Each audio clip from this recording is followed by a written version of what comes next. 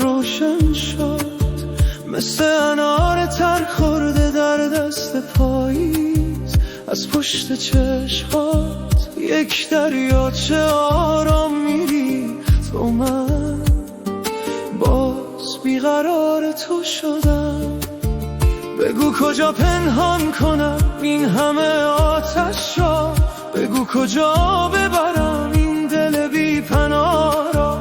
وقتی تو میخندی شب کنار میروم و نفس من به نام تو گره میخورد.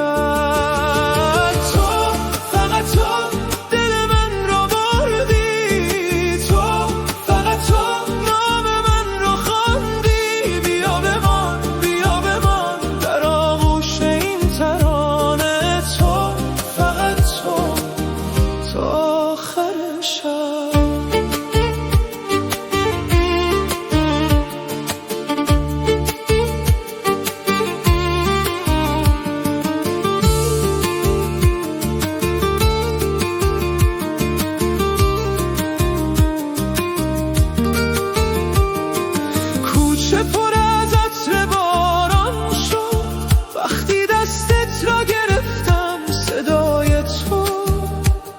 از لابلای شیشه ها گذشت مثل چراغی که راه را بلد است. من در نگاهت خانه‌ی تازه دیدم، بگو کجا پنهان کنم این همه شوق، بگو کجا نگه دارم این همه تو را. وقتی تو میمونی زمان آرام میشود و تمام جهان در یک سلام میشکند.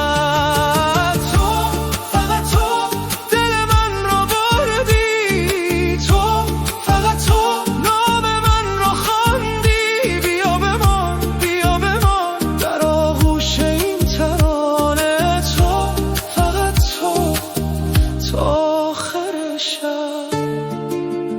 اگر بروی این آینه میشکند، اگر بمانی دل من شکوفه میدهد. من از تو یک عمر دیگر میخواهم، یک بوسه، یک وعده، یک صبح